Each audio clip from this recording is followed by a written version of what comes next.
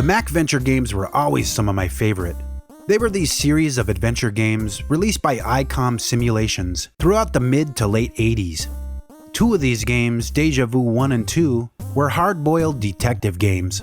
Uninvited was a haunted mansion game, and Shadowgate was a fantasy quest game. These games were released on some of the earliest Macintoshes, which meant they were in black and white with no music, but they all had an excellent written narrative and very impressive sound effects and graphics for the time. These games delivered a wonderful experience back then, and were soon ported to just about every home computer system available at the time.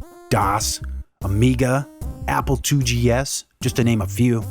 Later, the NES versions came out by a company called Chemco, and had some big changes due to the lack of a mouse and other NES limitations of the time. Most notably a simplified text-based inventory and simplified graphics.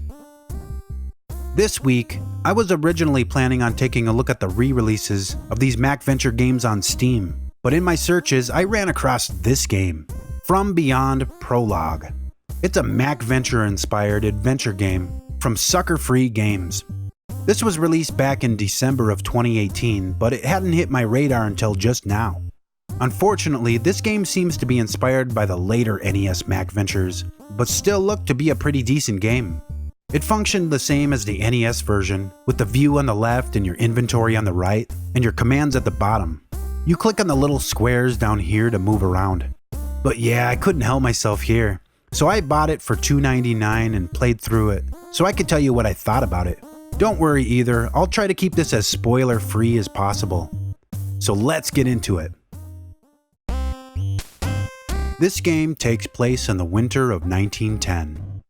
An anthropologist who goes by Professor Crawford Tillinghast was doing some research, digging through some long-forgotten files, searching for information about a seldom mentioned and consistently obscured medieval village. He learned that the people of this village were into stuff that, as an anthropologist, he found really interesting. Channeled thought, grand ceremonies, a bizarre temple, interactions with unearthly beings. Even though he was criticized by his colleagues, he just couldn't help himself. So he set off on a one-man expedition, during the winter of all times, to check out this unknown village. And when he gets there, he finds that everyone has been horribly murdered. Instead of leaving at this point, he decides to investigate and find out more about the people who lived here, and what happened to them. Crawford is no wimpy guy. He has no problem searching the pockets of skeletons, and taking items from the bodies of brutally slaughtered murder victims in dimly lit rooms inside of buildings that are just barely structurally sound. I wouldn't do that. The game relies heavily on exploration. You learn more about the story as you find notes that people left in their homes and jobs, and whenever events or big things happen to the professor, he usually writes about them in his journal. It's interesting to read what's going on in his mind about the creepy stuff that's happening. The game is well written with very articulate descriptions of the objects, rooms, and situations that you'll find in the game. The whole time you're walking around feeling like this is a bad idea to be entering these buildings. Especially when you enter one and there's guys in there with their bodies ripped apart. It's not hard to lose yourself in this world with the tone the music sets and the impassive and quite descriptive narration. It is quite MacVenture-like.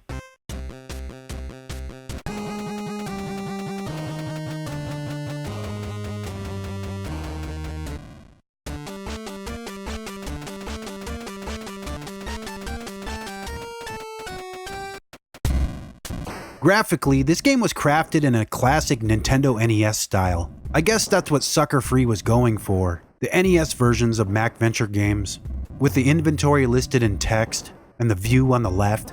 In my opinion, the NES versions of these games are the worst versions. But games do need appeal though, and I understand that the NES releases are probably the ones that most people played. The graphics look pretty low resolution as a result, and personally I feel like this is a hindrance rather than a good art style for this type of game. It's gimmicky, and sometimes stuff can be really hard to see. In the MacVentures for NES, the graphics are very clean, and everything is fairly easy to make out. That's just not the case with this game. At times it almost feels like they tried to fit too much detail into a single, low-res screen. It takes a lot of trial and error and examining of objects in this game to to see what everything actually is. I really wish the game window was bigger. Luckily, when it comes to the text descriptions, the attention to detail is pretty great here. I found myself looking at as many objects as I could, and there's a lot of objects to explore and use in this game. As for the music, this game has some pretty decent music. It does a good job conveying the mood of the area or situation that you're in, though the music clips aren't very long, and sometimes you can tell when they loop. But there's around half a dozen tracks here, and I like all of them. There's also these parts in the game with a jump scare. Not unlike the skull that pops up in Uninvited. But these parts, man, they play this really high-pitched noise that feels like it's grinding away at my eardrums. This probably has to do with the fact that I play PC games with headphones. Maybe it's not so bad through the speakers, but that sure is one nasty sound effect. So this is From Beyond Prologue, a mystery adventure game in the spirit of the NES MacVentures. If you're into these games, this is worth a look. It does so much right to feel like a modern MacVenture. And I say modern because it makes some stuff easier, like it doesn't limit you with the amount of stuff that you can pick up and hold in your inventory, so you don't need to drop stuff or find places to drop stuff. I liked that. But it did make the game a lot easier when I figured out that you can just take every object that it allows you to, and only use what you need. It also does away with other unpleasant quirks of the originals, such as limiting the amount of exploring you can do, like with running out of torches in Shadowgate, or the evil spirits taking control of your mind in Uninvited. Nah, you're free to poke around as much as you want here. There's a lot fewer ways to die here too, so if you save your game after you complete a task, or before you enter a building, it's no problem to explore everything. This is not a game you'll need a walkthrough to complete. It's much less cryptic than the original MacVentures, and you can expect to play through this one in around 2 to 3 hours, depending on how much exploring you do. There are multiple endings in this game, and I've gotten 2 of them so far. I'm not sure if there's more than that, but it does add some replay to this game, and I appreciate that. This game is supposed to be just the prologue for this series, so hopefully more of these games come out. Honestly, it's so cool to see a new game in this style. It's gotta take some real love for the original games to want to create your own in this same style, and especially do it this well. I must say that I came into this game with some major doubt, seeing it was inspired by the NES versions, but it turned out to be pretty good. Now, I'm looking forward to the next game in this series.